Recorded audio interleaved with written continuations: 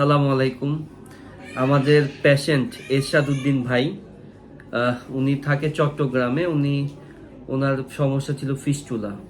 ওনার সমস্যা ফিস্টুলা ছিল, complex fistula ছিল। তার আগে অপারেশন হয়েছিল।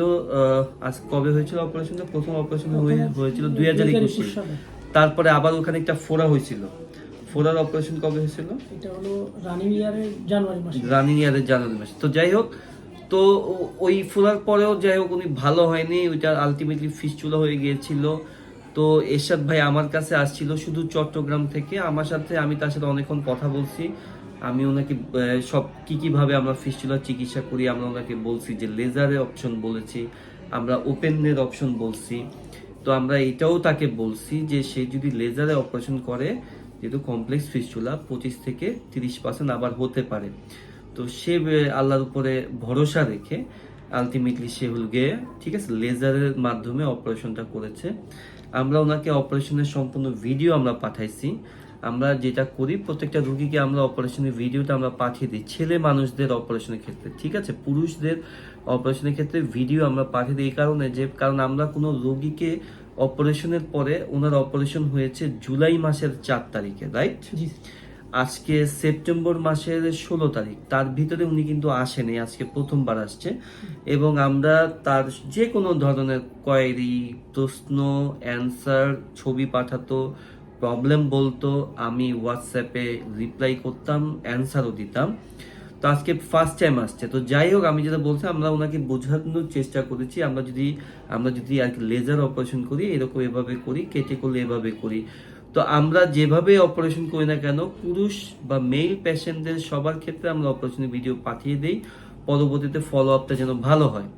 তো আলহামদুলিল্লাহ, আল্লাহ সাহায্য করছে। কারণ আমি সবসময় একটা কথা বলি যে everything is impossible without almighty Allah's help. আল্লাহ সাহায্য ছাড়া সম্ভব না। উনি এত দূরের থেকে, চট্টগ্রামের থেকে আসছে, এতটা বিশ্বাসের উপরে আসছে।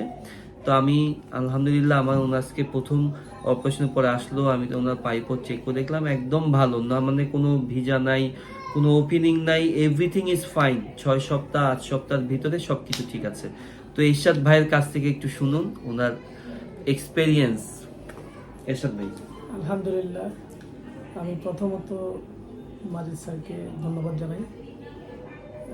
আমি বিগত 2021 সালে যখন করাই, তখন 2 বছর ভালো ছিলাম।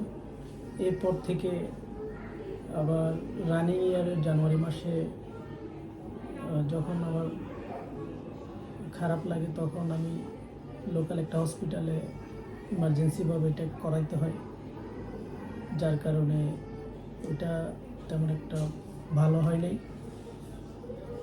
ভালো না হওয়ার কারণে ফিস্টুলা দেখা দেয়। পরে মাজিদ স্যারের শরণাপন্ন হইলাম,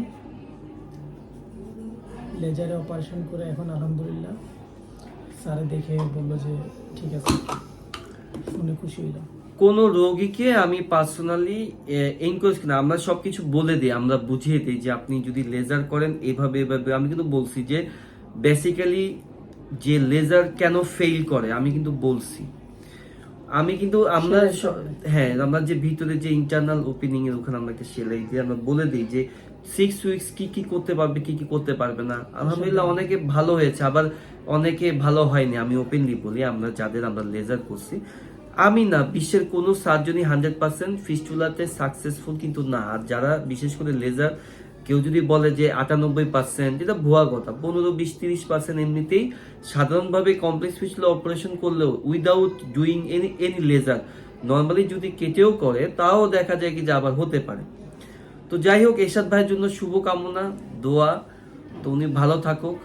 উনি আমার কাছে অনেক সম্ভবত একটা রোগী অলরেডি পাঠিয়েছে। এই যে পেশেন্টের ভালোবাসার দোয়া, যে অ্যাটলিস্ট উনি ফিল করছে যে সেফ